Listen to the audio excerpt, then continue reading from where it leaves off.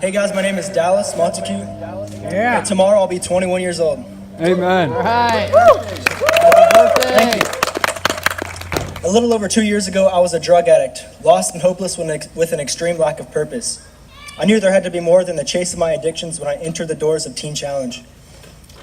Upon completion of the program, I accepted an internship at Adult and Teen Challenge of the Midlands in Colfax, Iowa. Today, I currently work at Teen Challenge, and I have the opportunity to help men, sometimes twice my age, find freedom from addiction in Christ like I have found. In January, I'll be transitioning out of Teen Challenge into Youth with a Mission. I'll be training to become a full-time missionary with classroom teaching such as evangelism, biblical worldview, and apologetics. The second 3 months of the program is an outreach phase where I'll have the opportunity to make God known to many unreached people groups, also known as the 1040 window. Currently, 4 billion people live in the 1040 window, and 95% of those 4 billion are considered unevangelized people groups, unable to make a difference sharing the gospel without outside help. 45 of the 50 most dangerous nations to share the gospel are in that 1040 window. Sebastian, come up here real quick. So this is Sebastian. He grew up in a third world country. And with YWAM, that's where I'm headed. I'm headed to the 1040 window into a third world country. I believe that there's a difference between the unreached and the unreachable. And in his testimony right here, he will show the life that they come out of, the culture that they're in. Financially, the cost of Youth with a Mission, the discipleship training program, costs $8,000, including airfare and room and board. And I'm raising support as a full-time missionary during that time because I cannot work. Today, I have $3,400, and I'm trying to get to $8,000. It's been amazing. I started fundraising over 20 days ago, and I'm already at $3,400. Like, Amen. the fear comes in my mind that I'm not supposed to do this, but it's hard to see that when God keeps showing up. It's like 20 days in, and I have $3,400. Like, that's God. I mean, that's just a miracle in itself. So I'm really excited for Sebastian to go up here and share what that looks like coming out of a third world country and where he's at today and where he's headed. So thank you, guys. Yeah, see that.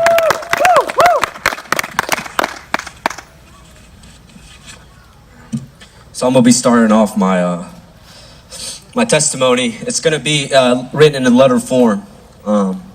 Here it goes. So, dear younger me, in 2006, at age 7, you're starting to understand the world around you. So you're born into third world poverty in a filth-ridden neighborhood in Bogota, Colombia, in a very dangerous place in South America. You were introduced to hurt and suffering. Daily, you would witness men, women, and children struggling to survive. The gang violence stole your childhood away. To survive, you would mirror other people and see that you live like animals. With a murdered father, an addicted and abusive mother, it left you to fend for yourself. In the streets, you walked with the same clothes. Your head was infested with lice. Your stomach hurts from not eating. And you wonder if mom was ever going to come back because living alone hurt too bad. Dear younger me, do you remember when 2 army soldiers snatched you and your siblings? You don't understand why you're being shackled and thrown into the back of a van. You're confused because you don't know where they're taking you. You can't figure out what you did wrong. When they took you to the orphanage, you wept for your mom night after night. Nice catch. Night after night to come and save you. Instead, you are told your mom and your older siblings were not coming back and you will never get to see them again. At age 9, you're forced to move to a different orphanage. Again and again, till finally, God saved you.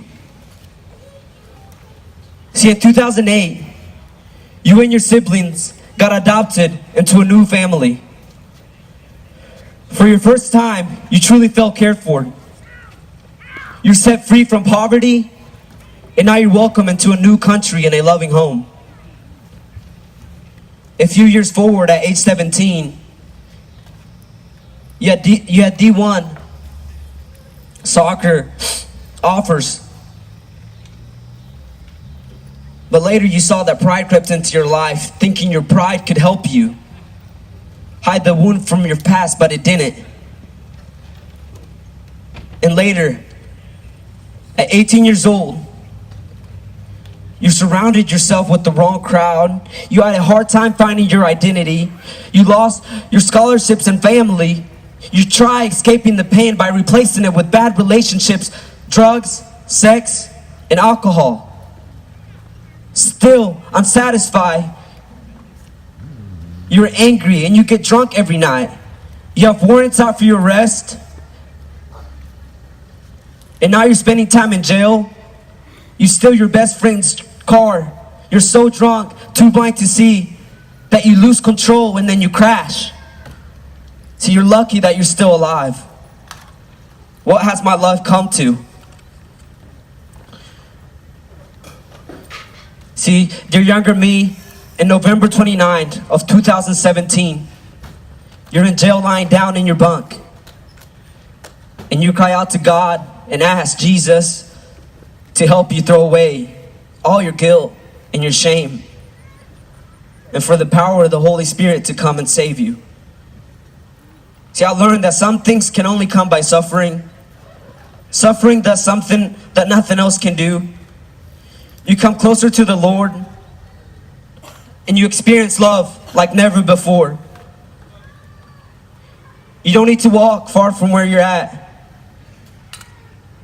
to find people that desperately need to be loved, that are not cared for, that have no answers. But by the grace of the Father, He saved an orphan like me. See, God has opened your eyes now and you see that it's not about Jesus. That's not about you. It's about Jesus Christ. See, now that you live according to God's will, He brought you to Teen Challenge, who helps those who are hurt and those who lack consistency in turning their life around. Even though it's hard, you learn you don't have to battle alone. You have a family in Christ now that helps you overcome the deep waters of your past. Amen. See, 1 Corinthians 13 through 11 says, when I was a child, I spoke and thought and reasoned as a child. See, but when I grew up, I put away childish things. Now we see things imperfectly, like a puzzling reflection in a mirror.